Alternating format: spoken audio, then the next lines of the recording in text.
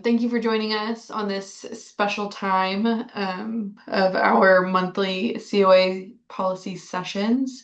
As you all know, this will help us formulate our legislative agenda for next year in the fall. We have meetings from March to September with policy experts about various issues and data. So today we are joined by Ted Abernathy and Mike Malone with Economic Leadership, sharing insights into the data being used to formulate our long-term strategic plan for Oklahoma.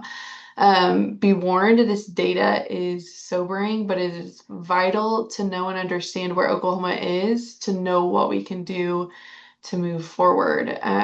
So it's going to be 40 to 45 minutes of a lot of data, and then we can take questions. And so I'll kick it over to Ted. Thank you. Appreciate being with you today. Let's see, just a double check. That looks good on the screen for everybody. Great. Yeah. So, our firm is based out of North Carolina. We have partners in Arkansas and New York, and we do work all over the country on strategic competitiveness.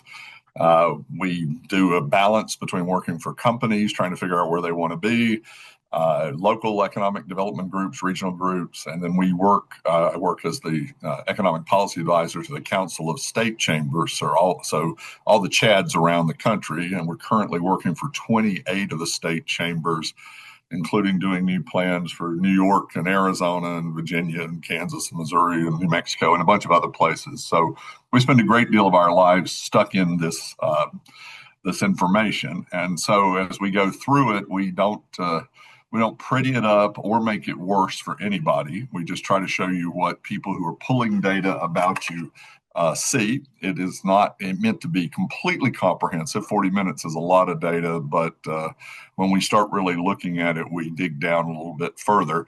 This is most of a presentation we did for Chad and his team a few weeks ago. It is our first look at Oklahoma's data, and it is something we'll continue to build on as we finish out the project. So when you look at any economy around the country, you end up with a line that looks very similar. This is the average growth in new employment around the country. That is goes back for 35 years. And as you can see, Oklahoma looks a lot like the national economy. In fact, if you pull any state up, it looks a great deal like the national economy. It's impacted by that.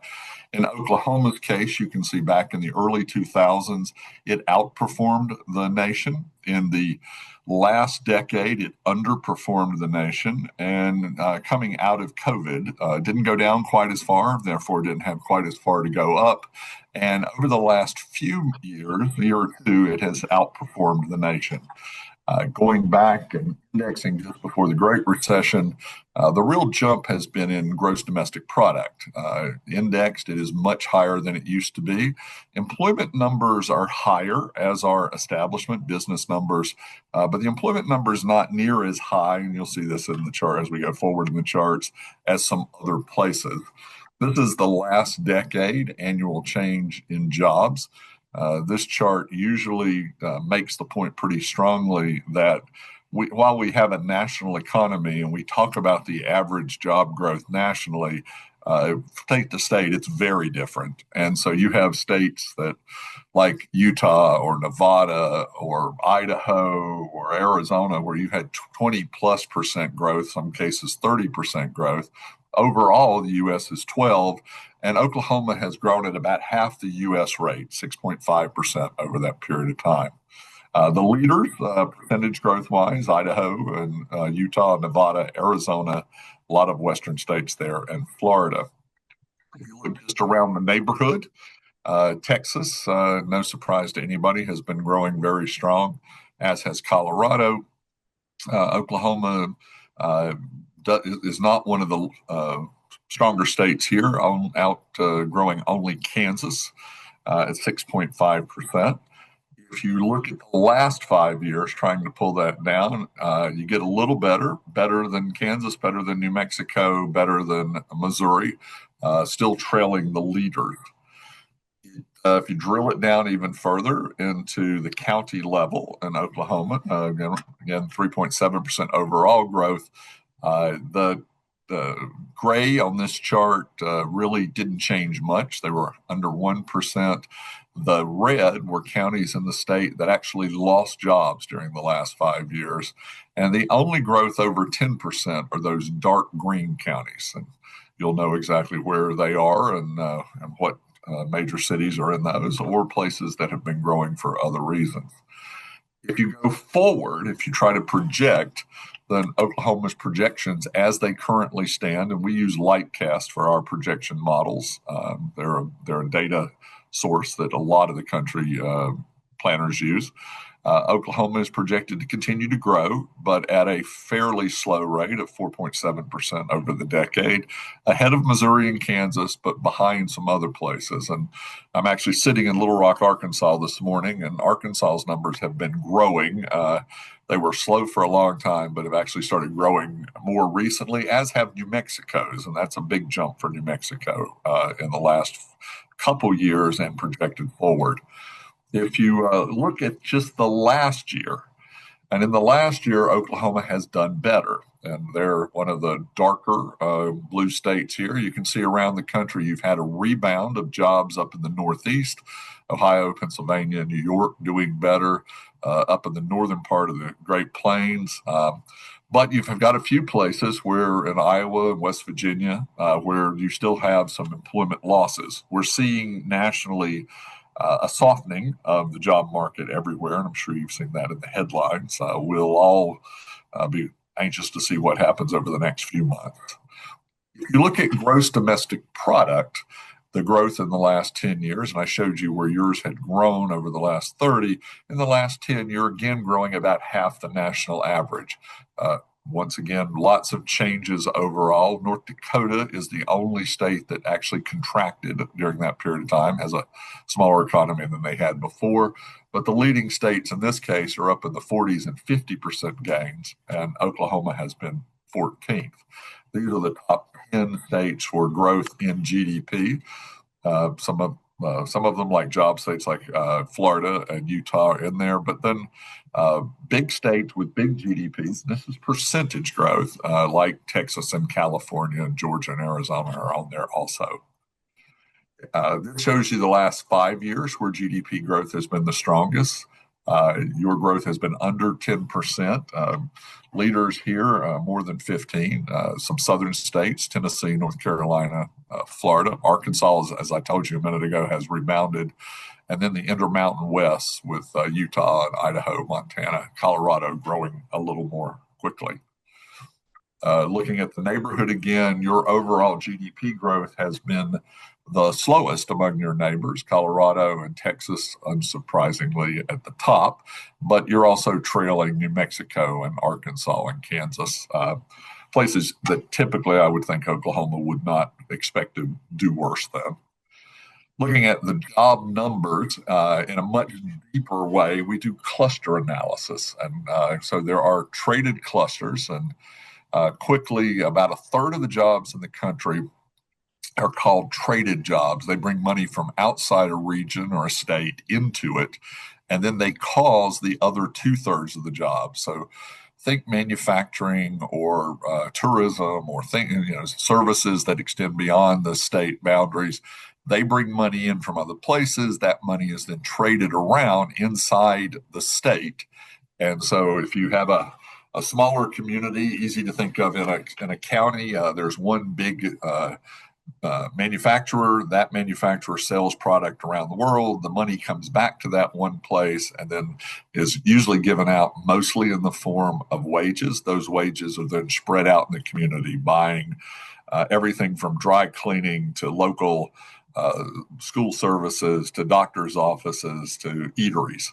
And so what we look at in economic development is what drives the economy. So we look at traded clusters. And this chart, a little messy and I'm sure that the Oklahoma Chamber will make these available to you. Distribution and electric commerce grew the most as the largest employer in the state. Business services second, and the federal government third. All three of those in the middle column you can see are growing. I'll show you in a few minutes that distribution and electric commerce and business services are growing everywhere. And your growth has been fairly typical of what we've seen around the country. The big loss is in oil and gas production and transportation, almost 18,000 jobs.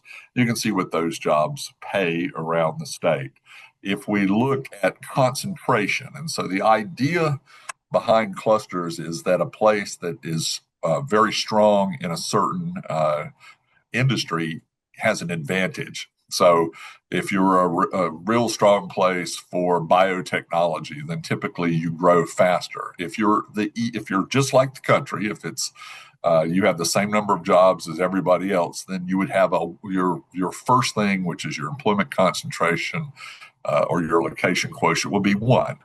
And so everybody on this chart is higher than one. But as you can see at the bottom of the left column, business services and distribution are barely there. So you are a little bit above the national average, but very little. On the other hand, for oil and gas, you have 6 times what the average place in America has.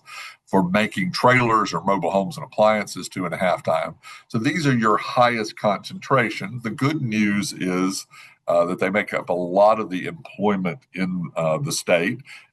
Mostly they are growing with the exception of the oil and gas industry. This is a cluster chart. If you've ever looked at cluster analysis, you've seen one of these. For the right top quadrant, these are your strongest clusters. That means you have a higher concentration and they're growing. So federal government is over there, agricultural inputs and services are over there. If you're on the left side at the top, you have a strong concentration, but you're losing jobs. So aerospace is in that group, state services, production technology is over there. And at the bottom right are places where you don't have a real advantage typically, but you are growing. So you're seeing information technology and insurance services, plastics, tourism over in that area. So as we look at where opportunities are come, these are the type of charts that we tend to look at. The fastest growing sectors are, again, distribution and business services. You can see those big jumps at the top, but they're driven by national trends. You can also see that you have a strong growth in federal government services. Those are mostly your bases and some strong things there. And then the agricultural products and IT, information technology, are two of the areas that have been growing that are special in your state. We look projected forward, the oil and gas production and transportation side, and in far as job counts go, this doesn't include GDP. So places that are automating might have a drop in job counts, but still become a bigger part of your economy. So I don't want anyone to think we don't understand that. But aerospace and IT, logistics services, business services, all up at the top and all offer real opportunity for growth as you move forward. We looked at the growth projected, and it is broader than the growth has been recently. There are still some counties in the state that are projected to lose jobs, but most of the state is projected to gain jobs. Some of them not very many, but at least mostly in the positive direction. Nationally now, we're spending a lot of time talking about manufacturing. We do a manufacturing competitiveness analysis for some of the state manufacturing groups. Sorry for the way this chart looks, but it's just the way we measure it. There's an index that's set up for each category of competitive strength, and we rank all the states based on that. The top 10 are listed there on the left. The individual factors that were created initially by a group of manufacturing CEOs. Oklahoma is currently ranked 40th. You do best in the overall cost and business climate, ranked 4th in the country. You do great in infrastructure, ranked 14th. Your workforce numbers and innovation numbers pull you down overall, and you are that economic strength number where you short 48th is you're just not a heavy concentration manufacturing state. Even though manufacturing is now a top priority, it's one that has not been typical in the state, one you'll have to work toward. This is what it looks like on a map. And so you end up ranking in the bottom 15 of states. And you can see you're there with New York and Pennsylvania and Iowa and Wyoming. The orange ones on here are the states that are the strongest right now.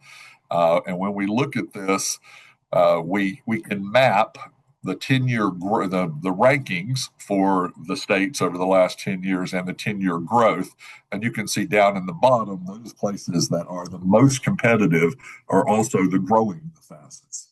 Up in the top corner, the five that are the least competitiveness are growing the least, and so we think it's a pretty good multi-factor index because it's predictive of where manufacturing will choose to locate. Jobs in manufacturing have been relatively flat for about the last 15 years. Everybody had the big losses beginning in 2000 coming down, and you bottomed out at about 122,000 manufacturing jobs. You're back up to 140. So it is not, you're not hemorrhaging manufacturing jobs. You're just not growing them at the rate that other parts of the country have.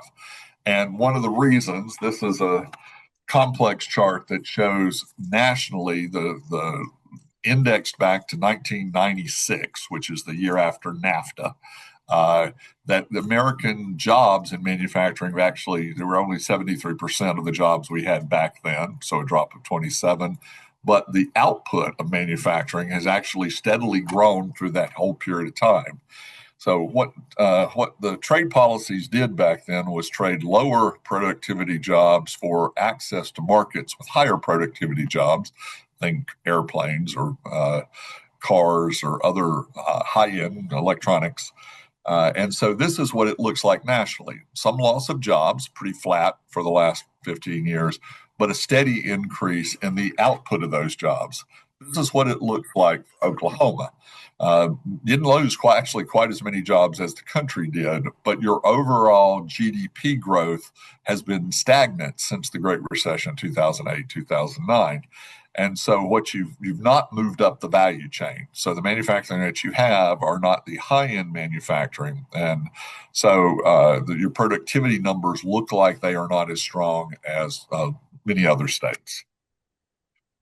This is the income and GDP chart. What we like is for states to be moving up both in terms of the per capita output, so productivity per worker, and the per capita income. There, as you can see, sort of going from bottom left to top right, they're fairly well correlated. The more output your individual workforce produces, and that's typically part of the industry mix of your company, the better those people are paid.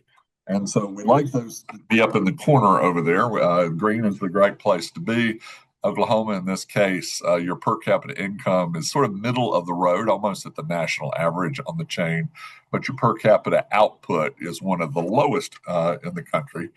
So only Hawaii, Delaware, and North Dakota having grown less in per capita outcome. So productivity of workers, again, not all about the workers, also about the mix of industries is a key thing to look at.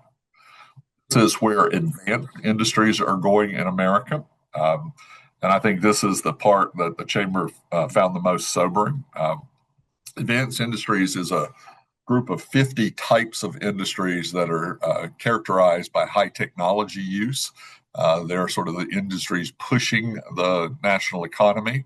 There's only one state that has had job losses over the last 5 years in those industries, and it's Oklahoma. You can see the dark green where the fastest growth is, and the southeast, and then Texas up through the mountains has been the real growth area. But Oklahoma is a state that has actually had contraction of those advanced industry jobs. If we look at, again, a chart that shows the advanced industry jobs going across the horizontal and the output, the GDP, you can see up in the green are the places that are really pushing the next wave of new jobs, technological jobs. If, as you move to the left, you find places that are not capturing those jobs. And unfortunately, in this case, Oklahoma is the one that is the furthest left. We did look, and it's an interesting mix. There are advanced industry jobs that are growing. You're growing your aerospace, you're growing your computer systems design, you're growing your medical and diagnostic laboratories, your scientific research, but you've lost oil and gas jobs, telecommunication jobs, navigation instrument jobs. And so the mix of what you've gained and what you've lost has just put you at the bottom end of this group. We also look at technology industry jobs over the last 5 years and look at the rankings. And the tech jobs are listed as 86 different national industry codes. So we do tech reports for a bunch of states in the country. And when we look at them, we add up all of those technology industry jobs. And last year, District of Columbia is counted as a state. I know it's not a state, but it's counted to make sure the numbers add up. And last year, you ranked over that 5 year period, you ranked last. You've actually lost 16.7% of your technology jobs. You can see on the right again which states are leading in this growth. And overall in the country, we've grown by about 13% over that period of time. This year will be a flatter year in technology as companies have been pulling back. So these may change somewhat, but Oklahoma still has not been getting the type of technology jobs that many other states have gotten. When we look at it, it is driven by the fact that your energy tech, and tech falls into four categories. There's energy technology, environmental technology, which includes things like batteries and other things like that, life sciences, and then core IT, which is hardware, software, and communication equipment. You can see you grew in three of the four, but you lost significantly in the biggest one, which is your energy technology sector. And so overall, your technology concentration down at the bottom, you have 90,000 jobs in the tech sector in Oklahoma, but your concentration is 0.78, which means that for every job in the country, you're represented at about 2/3 of that rank. So overall losses in advanced industry jobs, some of which are technology, some are not, and technology jobs. And so this overall loss is probably the key component of where we'll head toward with a strategy for the state. If you look at tech occupations, so these are technology workers that do not work in the tech industry. They might work in retail or banking or government or whatever. You're much closer to the average. So it's not that Oklahomans don't have the technology skills, it's that you don't have the industry companies in tech that need those skills. You have other companies that need skills, and so you're overall fairly close to the national average in the occupation side. And the occupations are 85 different occupational codes, and they're added together to create this. We also looked at foreign direct investment as a percentage. So the international companies that are investing in your state, you're again little less than 2/3 of the rate of the nation in foreign direct investment. At the top there, South Carolina, Michigan, Kentucky, Indiana, New Jersey. You're in the middle of the country, and you might notice quickly that a bunch of places in the middle are down near the bottom because the coast have an advantage when either trying to get foreign direct investment with Europe or Asia, but it is an area of opportunity going forward. Next, we look closely at your competitive factors. And so we use a model that looks at how places are compared against each other, place-based competitiveness. One set, there are five indices. One is business climate, taxes, regulatory climate, legal climate. Today, legal climate is fairly stationary. We're having a lot of change in judgeships. We're all watching. Taxes are a race downward. I think 34 states cut their tax rates again last year. But regulatory climate has become critical. How fast can you deliver an answer? How sure is your answer? So, can I get a permit quickly? Can I get a zoning change quickly? Can I get an answer to an environmental permit quickly? All of those have become very interesting to watch. On the workforce, everybody prioritizes workforce. We want good skills. We want higher education and better education in K 12. But a lot of people look at in migration now. How many people are moving to your state? Will they move there? Is the quality of life something that allows people to want to be in your state, to stay there, and to come there? Around infrastructure, water, transportation, broadband have been around for a long time. Today, we're talking a lot about power supply and reliability, about housing and housing cost and availability, and around childcare. So the term infrastructure has broadened pretty quickly. And the innovation category, and again, this is a category that the state struggles in.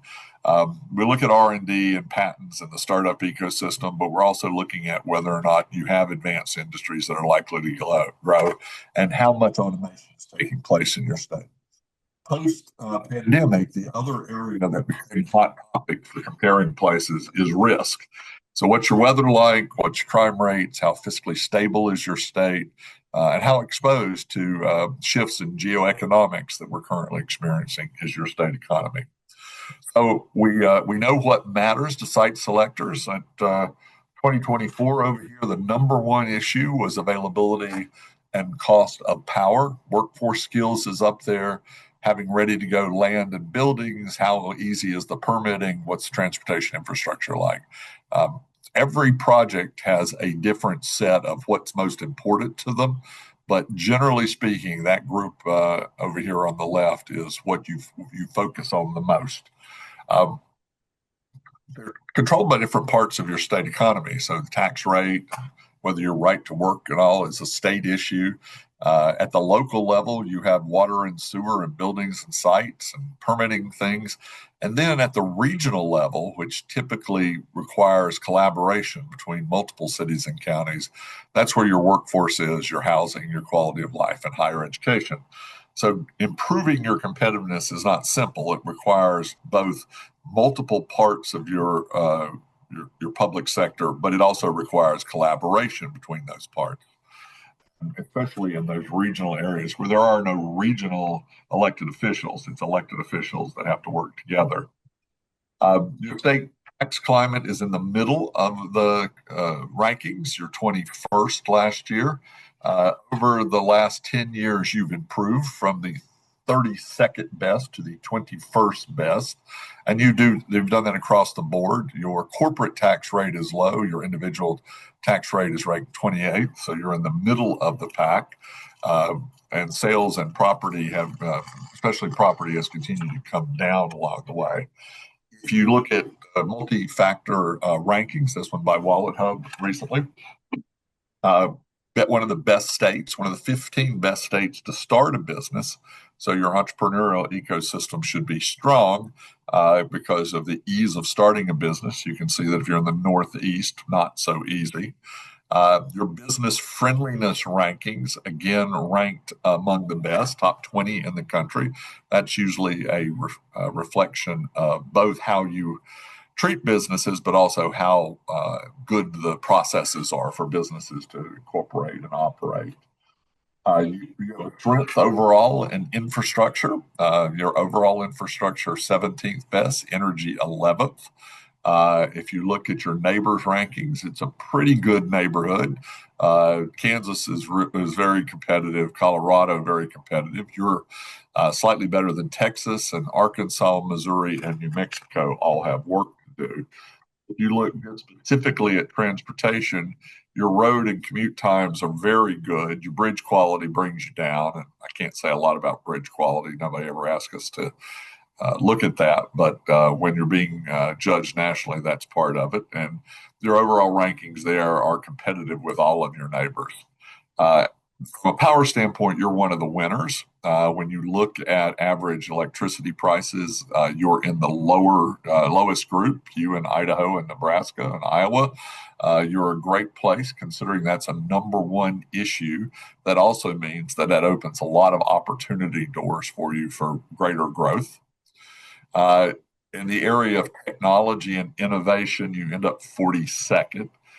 Very unglobalized economy, meaning you don't have a lot of foreign businesses. Exports are not a huge part of your business. And the bottom grouping for that. From a fiscal stability standpoint of your state, in the middle, we'll do a little bit more on this, but middle third, and that has to do with your bond ratings and your long-term uh, funds for dealing with emergencies, your ability to change your taxation if needed. Um, I told you before about productivity. I wanted to show this chart that health and productivity are relatively correlated, and your health factors are pretty low in the state. It makes sense intuitively that a healthy population would be a more productive population, but we don't typically think about it that way. But it does show based on the numbers. And so overall health rankings in the state could use some attention. You are in that great group of southern states with the highest crime rates, referred to here as safest states. They look at both the property crimes and the violent crimes. You're currently ranked 45th, not a great place to be. And some businesses don't care about those issues. Others care dramatically because property crime issues for a lot of businesses are a big deal. Overall, violent crime issues are a big deal when you're trying to attract new workers to come to the state. Lots of rankings for who's good and who's not in state rankings. Those four: site selection, CNBC, CEO, and business facilities tend to be the four that get the most attention.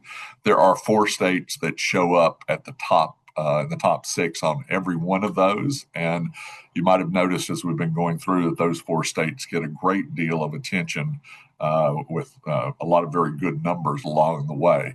Oklahoma does not show up on that group, so we look a little bit deeper at all the third-party rankings. Some of them pretty good. Your best place to start a business, 20th. Best states for business chief executive, 20th. Financial state of the state, 17th. ALEC, which is a more political leaning set of numbers here, ranks you ninth in terms of economic outlook for 2024. It has consistently ranked you higher than your performance has been, but it's always good for when people start giving you a little bit better numbers. We look at this. This is a chart that we look at in house on the idea of how all of these people rank you and what your actual performance is. And ideally, if someone thinks that you're a good state for business, you ought to be growing. And that's the group down in the bottom in the green. So there's where Georgia and Tennessee and Texas and North Carolina and Utah and Florida all are. Everybody thinks they're real good, and their performance and wage growth and GDP growth and job growth shows that. If you're up in the top corner, and unfortunately for our organization, several of our clients live up in that top corner, your rankings aren't good and your performance isn't good. Oklahoma does a little worse than their rankings over on the side, not quite outside the norm, but there's certainly room for improvement. We also looked, and we'll be doing this for the Chamber for their strategy, at some trends that we think are going to impact you going forward, and both you and competitiveness in general. The first trend is really simple, and that's that every state we work in is working hard to make themselves more competitive. So people are changing their tax code, reviewing their regulatory systems, trying to attract more people, all those kind of things. So this is a race to be more competitive, and it's a race where those numbers change every year. The second is that business climate, especially the ability for you to be affordable, to have speed and certainty to your permitting process, is becoming even more important. Uh, Reports availability has been, up until recently, the top issue. And there are a lot of factors impacting that. If we look at projected population trends, Oklahoma is red. It's down at the middle bottom, kind of pops out behind some other places there.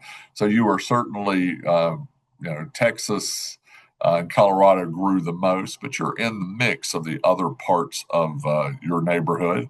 This is what it looked like in terms of labor force and the employed people. And you can see that you've grown the labor force, fairly significantly over the last 10 years, and that's good. Percentage population change over the last 4 years is a better sign. The U.S. grew 2.6%, Oklahoma more, and in fact over 3. And if you look at the charts here, this is the first time Oklahoma has been part of that same general grouping of the Southeast, the mountains, and Texas. And Oklahoma has seen a population jump in the last few years. If you look at net migration in 23, which is the last year that full data is available, you can see that you're one of the places. North Dakota and South Carolina and Vermont grew the most, but you're in that next crowd. So grew equally and people moving into your state as Arizona and North Carolina and Florida. So really good sign for the last couple of years. This is your 5-year growth of all people, and you can see it's concentrated. Average growth of 3.1%, but a lot of only the dark green above that average, and still a lot of red where people aren't moving to. If you look forward for all age groups, you can see that most of the state is expected to grow. But if you go just a little bit deeper, we look at just 25 to 64-year-olds, the state still looks good. 25 to 64 is called prime working age. And you have a lot of potential going forward there. If you look at the counties for prime working age, the overall growth average for the state is 9%. And you can see that other than a scattering along the southern border and the western border, most of the parts of the state are expected to grow. If you go to younger people, 25 to 44, you can see that even more are expected to crawl into that attracting young professional model. So a lot of positive news and positive momentum on the population growth thought going forward. Again, another messy chart, and we apologize for this. They make a lot more sense when they've got the written narrative beside them. We get asked, regulated taxes matter? And the answer is yes, they matter. If you are in the green here, you are a low tax state growing. If you're in the red, you're a high tax state shrinking. And if you're somewhere else and there's not many of them, then you're bucking the trend. So if you're in Alaska, you have low taxes, but people are out migrating. And if you're in Vermont, you have high taxes, but maybe lower than some of your neighbors, and people are moving in. But as you can see, Oklahoma is over here now in the relatively low tax, not the lowest, but relatively low tax and relatively high in migration. And it looks like the answer to the question is, do taxes matter where people move? At least the data would suggest moving with voting with their feet, that it does and probably will remain an important factor. Where do people move? When we look around the country, most people are still moving to major metros. Major means more than 1 million, or medium-sized metros. Around the 500,000 mark.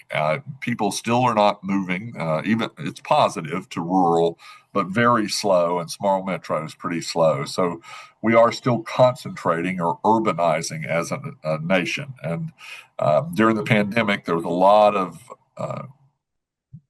press that everybody's moving to the country. Well, it's true that people who could probably move to their second homes to get out of a high concentration area.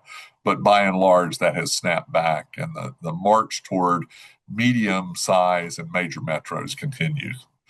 The fourth issue is power. And as I told you, you have a big advantage there. And then finally, the fifth competitive issue is housing cost. It has become a huge discussion around the country. You have a competitive advantage. You did not have your housing explode. I know it went up, but it didn't explode as much as other places. Places like Georgia and North Carolina and even Arkansas saw the average house price in a 4-year period jump over 60%. So big numbers for the state. If you take the incomes that your citizens make and look at house pricings, you become one of the top 10 most affordable states in the country. And that's an important messaging piece as you go forward. We looked at the percent of that are households that are burdened. These are places where you have to spend more than a third of your income for your shelter, either rent or home purchase. And you are, again, in the lower half of this group. You are a competitive advantage on housing prices. Um, when we started looking at the average home price and the shift in the last year, the Oklahoma average home price is still in the 205 range and only went up 3.5% last year. The percentage up last year wasn't as high as it's been in the past, but you are both lower in cost and lower in growth than most of your neighbors. And so that continues to give you a more competitive advantage for housing, and housing continues to become more important. A couple things that are also trending is we are changing the way we globalize right now. There's a big U.S. industrial policy, and so they're going to impact manufacturing companies. This is where all the announcements have been in the last 3 years. You can see a lot in Texas, a lot in California. The Carolinas and Georgia have done real well. Relatively few new announcements in manufacturing, especially in Oklahoma. And we explained earlier that there's room to improve your manufacturing competitiveness if this is truly going to be the way the country is headed. And if you look at where all the different major things have been announced, it follows that chart we just showed you. Uh, Site requirements are now a big deal. I've mentioned that before. If you look around the country, there are a lot of states that are spending a great deal of money making sure that their communities have available buildings and sites. Ohio put 750 million into this issue. Pennsylvania 400 million, North Carolina 100 million. These are the places that are getting a lot of those mega deals, and it's because they're prepping their sites and having them ready. It's the public sector helping the private sector prepare for instantaneous build. So when they come to the area, you can say, mow the grass, you can get you a permit in a few weeks, and you can get started. And that's been a part of site development. Technological acceleration has continued to have an impact on changing industries. We can all talk about artificial intelligence or spatial computing or other things, but as we look at industries, they are going to be more automation as we go forward, which means the skill level requirements are up, the investment per job is up, the job per overall value is going to be down. And so, as we think about economic development, we need to be thinking about it slightly differently, given this. You have a couple R1 and R2 institutions in the state with the University of Oklahoma and Oklahoma State, and then the University of Tulsa. Uh, Middle-sized universities, as you look at this, uh, the ranking for research and development, which is where some of the innovation would come from. The University of Oklahoma is the best, ranked 76th in the country. Stillwater, the Oklahoma State, is 129th. So you do not have a leading research university in the top 75 in the country. University of Oklahoma just outside that.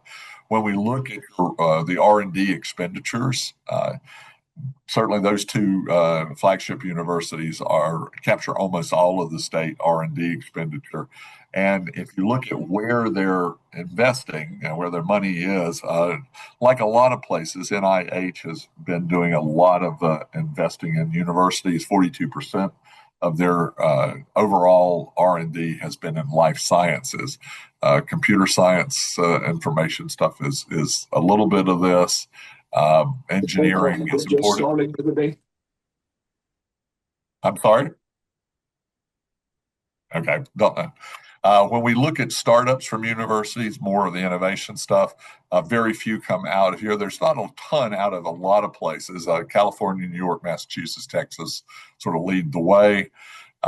We know that a lot of industries are shifting right now, and as we want to look at where the opportunities are for the state to dig in a little deeper and do a better job in both attraction and growing of some of these new emerging industry areas. Lastly, five other critical areas. The entrepreneurship is the last piece of this, and when we look at what happened during COVID, entrepreneurial numbers in America jumped pretty dramatically. When you look at the US, it was a 62% jump in the number of entrepreneurs. Oklahoma went up, and it was a good jump of 45%, but that was among the lowest in the country. Again, probably a mix of the type of industry and where the jobs are, but there's opportunity going forward. It looks like entrepreneurship has stabilized as a growth area going forward. We also see shifts in the way our relationship with higher education are going. People are living a little bit further out, which brings more people around your urban cores into play, more counties. We're seeing a lot of change in K 12, both fracturing into different models with school choice and shrinking numbers with the number of children being born and the number of children going into schools. And so that's causing changes in consolidations and other things in public schools. We're seeing a national shift of what's good for business might be bad for people. And so there's a perception issue that Chamber needs to deal with.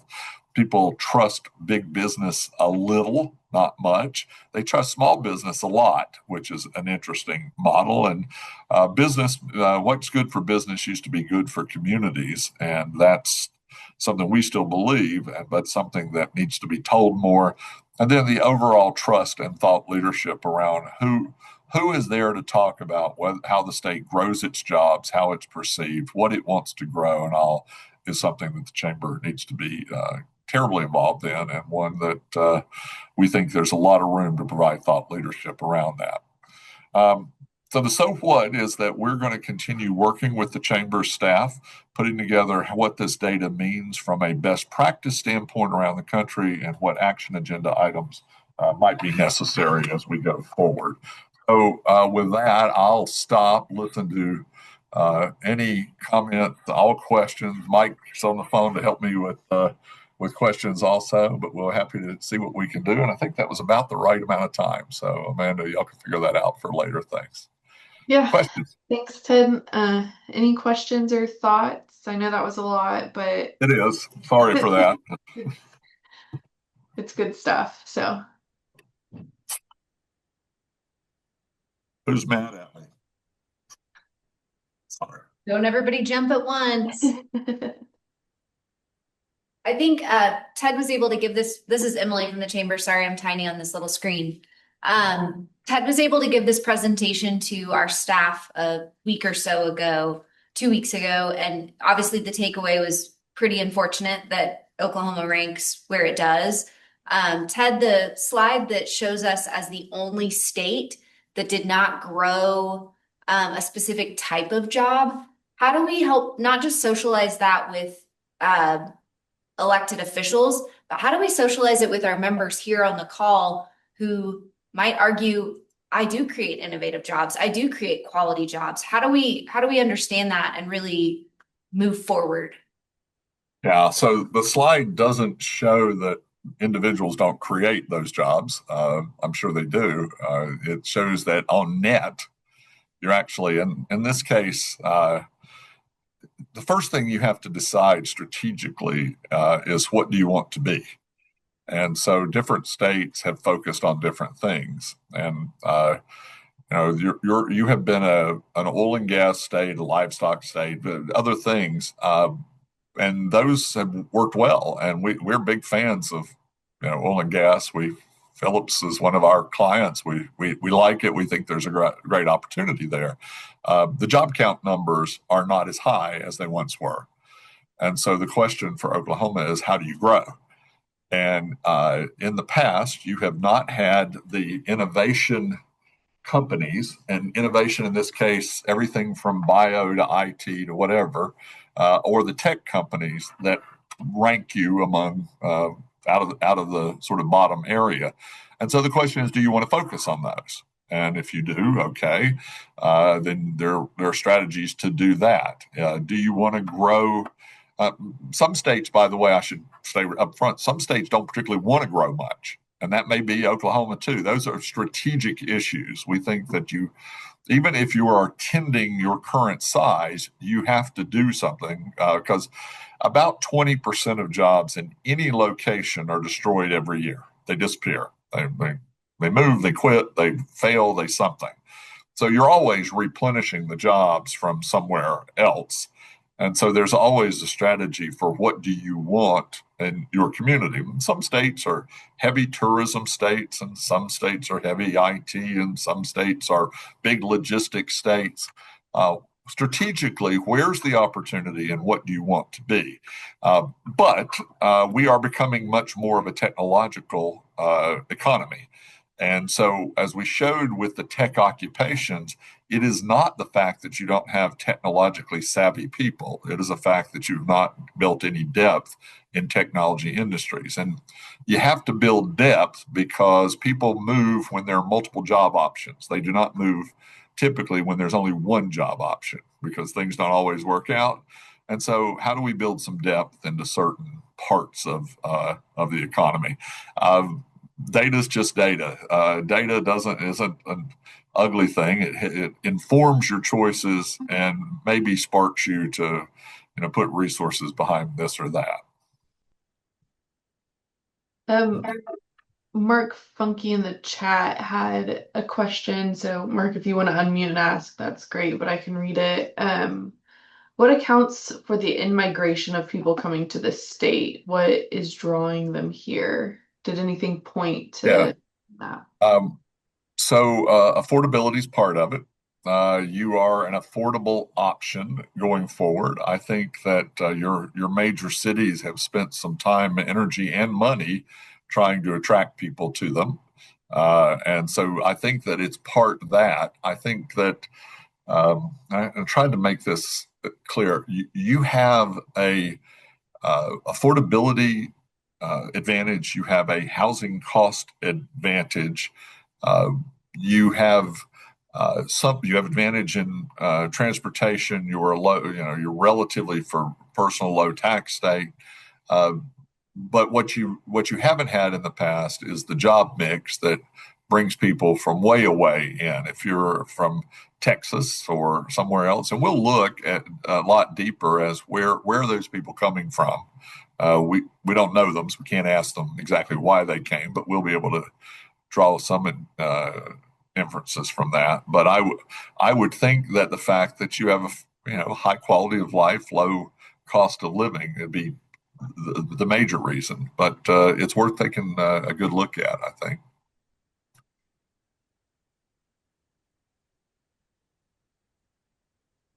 Anything else? We're happy to answer. Looks like Schonecker has his hand raised. Uh, Bill? just jump in. Shocking incident. Ted, my name is Bill Schonecker. I'm President and CEO of the Chickasaw Community Bank. Diving into your last comment on Mark's question, Yep. as it relates to affordability, Mhm. it seems to me that many of the drivers of the success of some of the other states, as it circles the ecosystem of technology, would remove that benefit from Oklahoma. That as you drive into those higher paying jobs, more people, more everything, affordability goes away. In your opinion, is that exchange a good exchange? Thank you. So I used to run the Research Triangle in North Carolina's economic development programs. So we doubled in size. Standard of living seemed to go up for people. Health outcomes seemed to go up for people. Overall poverty rates went down. It's not one thing. Opportunity doesn't solve the problem. So I'll see if I can answer it this way. One of the things that is shorthand in our business is all you need to do is create jobs. But opportunity doesn't create jobs unless you combine that with workforce training, with good infrastructure, including housing design and building, unless you include that with better services, wrap around all of that. So the answer to the question is, does creating high income jobs for out of staters to come in and just migrate to a place? Probably not. I don't think I'd want that. And I should admit up front, I live in a town of 4,000 on the North Carolina coast. So I gave up the big city to live in quieter places too. But uh, I do think that opportunity is better than not opportunity.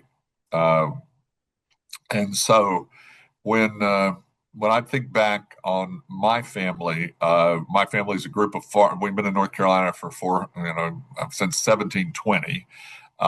They were all farmers forever, and then in the 1940s, the textile mills came in, and everybody went to work for the textile mills because it created opportunity.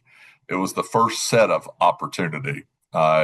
The next generation of our family, a bunch of people would commute over to Charlotte, which is about 40 miles away, because there were banking opportunities or logistics opportunities. And you could choose to stay where you are, or you could choose to to move up. So I think on balance, opportunity is better, but not opportunity that isn't supported with helping your local citizens take advantage of it.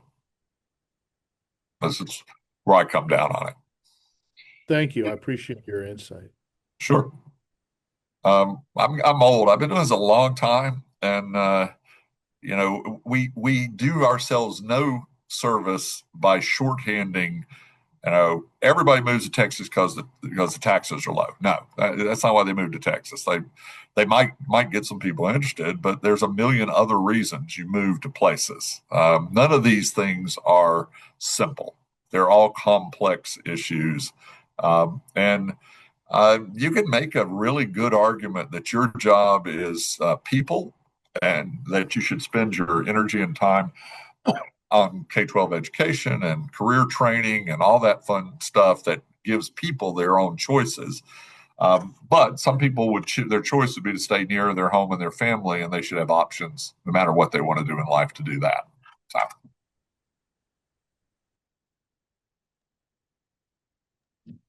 but yeah, we've determined that you're going to ask anything now. That's hard questions.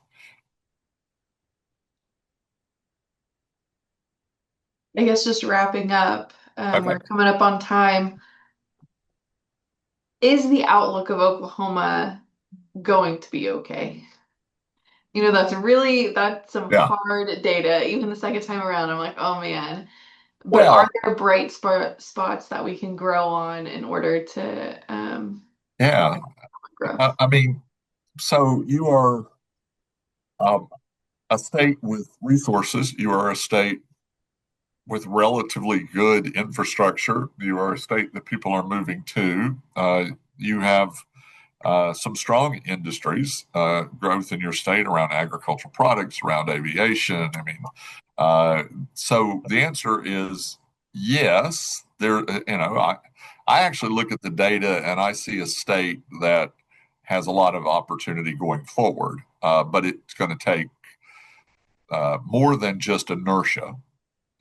You can see that the national economy will go up and down, and you will be drug up and down with it as it goes, but not equally with other states. And so uh, I think that if I were Oklahoma, I would look hard at the questions of as a business community, and we recognize we're talking to the Oklahoma State Chamber. We're talking to the business community.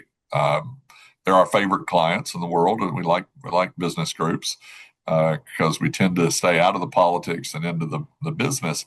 How do you grow the economy for your members? How do you grow opportunity for the broader public? And we think there are always opportunities. If you look today, Utah was not a state 25 years ago that many people thought of as a fast growing, technologically growing state. Arizona wasn't 30 years ago. North Carolina in 1957, the year I was born, was the second poorest state in America. So states can be self-determinant, and those are public policy decisions in every case that determine their future success. So I'm always hopeful that places can be better if they choose to be.